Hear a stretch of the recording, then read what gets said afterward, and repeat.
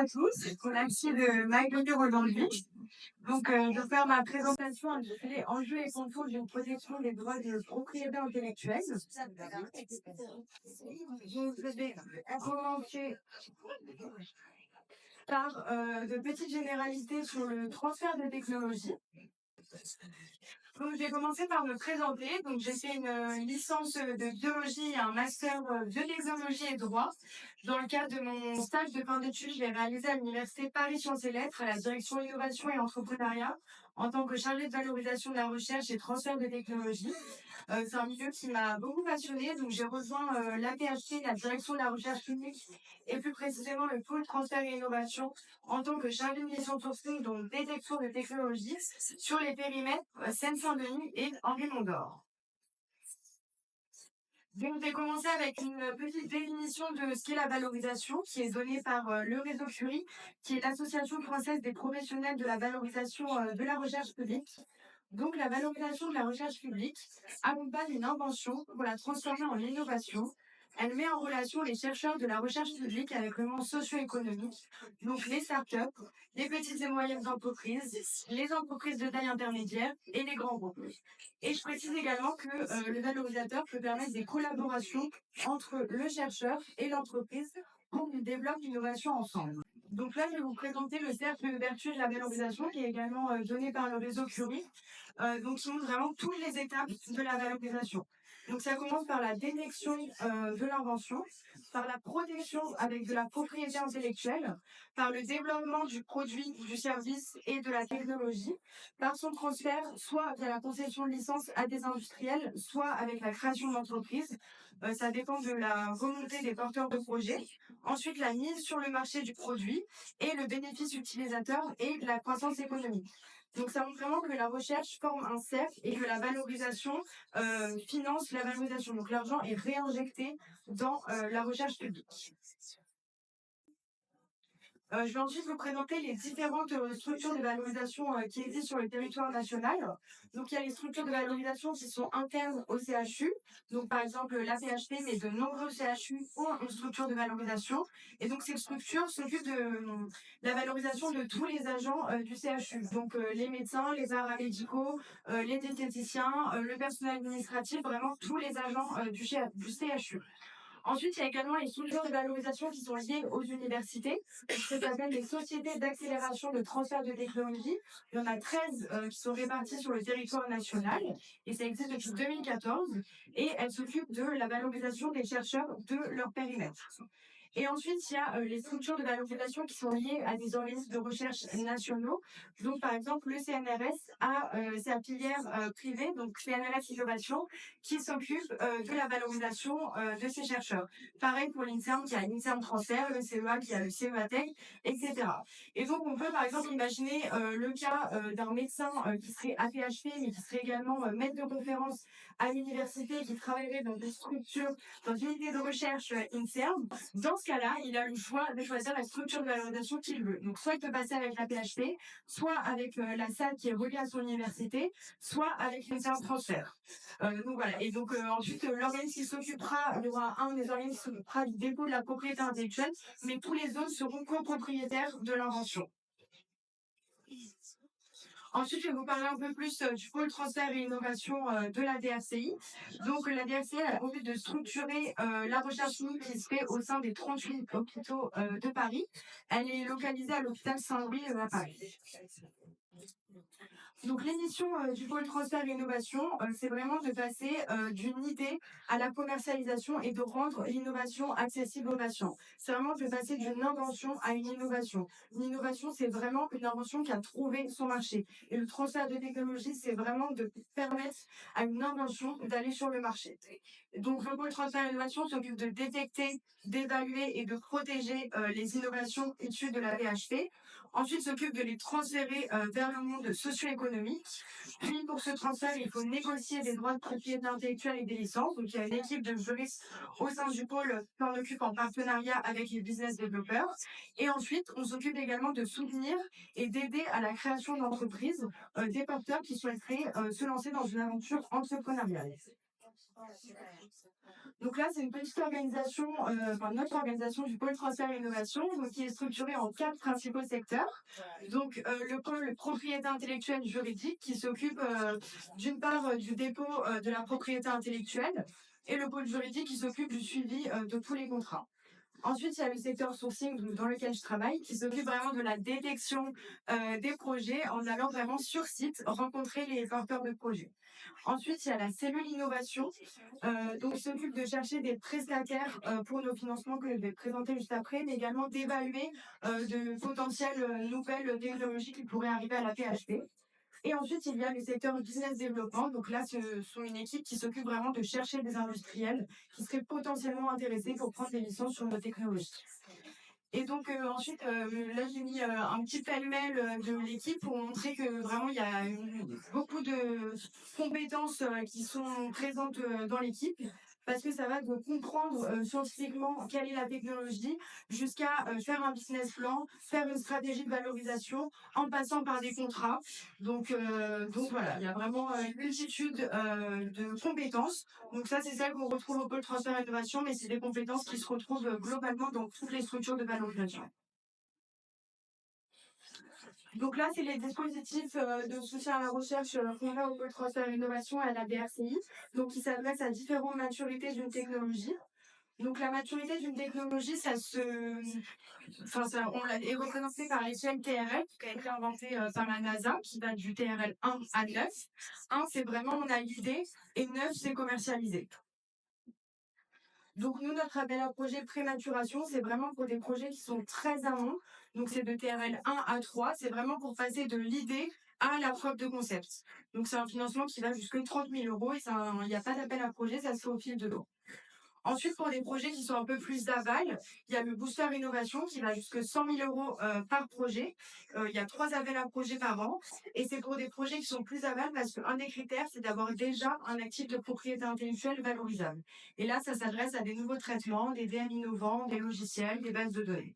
Et ensuite, il y a un tout nouveau financement qui est le booster Deep Tech, qui s'inscrit vraiment dans la continuité du booster. Et donc là, c'est vraiment pour les porteurs de projets qui souhaitent avoir une aventure entrepreneuriale. Et donc, c'est un accompagnement qui va jusqu'à 350 000 euros, mais il y a également un gros accompagnement de formation à côté, donc formation à la propriété intellectuelle, à l'entrepreneuriat, au RH, comment avoir le soutien de fonds d'investissement, etc. Et ensuite, pour finir sur la partie sur le pôle, je vous donne juste quelques chiffres clés du pôle. Donc, en 2023, on a eu 135 déclarations d'invention. Donc, ça, c'est ce qu'on demande aux chercheurs de remplir avant qu'on dépose une potentielle propriété intellectuelle. Donc, actuellement, le pôle transfert et innovation a un portefeuille de 850 brevets actifs. Depuis la création du pôle en 2000, il y a eu 95 startups qui ont été créées. Et l'année dernière, les revenus de licence, en 2023, pardon, ont permis de générer 19,7 millions d'euros. Et ensuite, on organise également annuellement Appinov, qui est notre événement annuel dédié au transfert de technologies. Et donc cette année, ça aura lieu le 10 juin à la Cité universitaire de Paris, auquel vous êtes tous conviés. Ensuite, je vais faire une petite partie sur la propriété intellectuelle. Donc, la propriété intellectuelle, elle comprend la propriété industrielle et la propriété littéraire et artistique. Donc, la propriété littéraire et artistique comprend les droits d'auteur. Donc, par exemple, les logiciels, les scores, les règles de jeu, les codes sources et les droits voisins qui sont l'interprétation des droits d'auteur. Et donc, la propriété littéraire et artistique, elle naît de la création de l'œuvre, donc il n'y a pas besoin de faire de déco. Cependant, en cas de litige, il peut être pertinent d'avoir une preuve de date pour dire qu'on l'avait fait avant la personne. Et dans ce cas-là, il y a plusieurs choses qui existent, notamment l'enveloppe solo. Et après, pour les logiciels, les dépôts de code, etc., il y a l'Agence de protection des programmes, donc l'APP, qui permet également de faire des dépôts pour prendre date. Ensuite, il y a la propriété industrielle, donc qui protège les créations techniques, donc par des brevets, les certificats d'obtention végétale, les signes distinctifs, donc les marques, les créations ornementales par les dessins et modèles. Et donc là, toute la propriété industrielle, ça nécessite un dépôt. Et une fois que ce dépôt aura été fait, la propriété sera publiée. Donc c'est pour ça qu'il y a également le secret sous forme de savoir-faire qui peut être pertinent parce que dans certains cas, on peut déposer un brevet, mais on va préférer garder l'innovation secrète. Donc ce sera plus pertinent de déposer un savoir-faire. Et dans ce cas-là, pareil, on va faire une enveloppe solo ou un dépôt APP. Vraiment, ça dépend de la typologie des projets et de ce que l'industriel aussi préfère. Ensuite, là, c'est pour vous montrer vraiment comment ça se passe en pratique, de l'idée, jusqu'au lit du patient. Donc, quand vous avez des premiers résultats, on va vous demander de enfin, la structure de valorisation va vous demander de remplir une déclaration d'invention. Donc, c'est un papier qui fait à peu près, 5 ou 6 pages. C'est obligatoire d'une part pour déclarer à votre employeur que vous avez fait une invention dans le cadre de vos missions et d'autre part, s'il y a des revenus qui sont générés, ils vous seront reversés selon ce que vous avez déclaré dans la déclaration d'invention. Ensuite, cette déclaration d'invention, elle est analysée toujours sur 2 volets. Donc, un volet protection pour regarder si c'est protégeable parce que tout n'est pas protégeable avec de la propriété intellectuelle. Par exemple, des gestes au bloc opératoire, des méthodes mathématiques, etc. ne sont pas protégeables. Et ensuite, est-ce qu'il y a un marché potentiel? Parce que, par exemple, un brevet, donc la durée de vie d'un brevet, c'est 20 ans. Mais pour le garder 20 ans, il faut payer annuellement des annuités. Donc, si il n'y a pas de marché potentiel derrière et qu'il ne va pas être exploité, on prend le parti de ne pas déposer de propriété intellectuelle. Donc, s'il n'y a pas de dépôt de propriété intellectuelle, vous pouvez divulguer avec des publications, à des congrès, des posters, etc. En revanche, si c'est protégeable, c'est très important de ne pas divulguer avant qu'on ait déposé une propriété intellectuelle, parce que ce n'est pas du tout incompatible et totalement possible de protéger et de publier, mais il faut le faire dans ce sens-là, parce que un des critères pour la propriété intellectuelle, c'est la nouveauté. Et donc, si vous avez publié, les offices compétents vont considérer que ce n'est pas nouveau. Donc voilà, il faut d'abord protéger avant de publier. J'insiste là-dessus, c'est très important.